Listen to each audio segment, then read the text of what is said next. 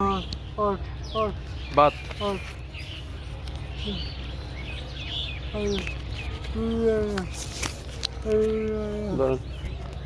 এটা দেখায়েন, ঠিক আছে? ঠিক আছে জন্য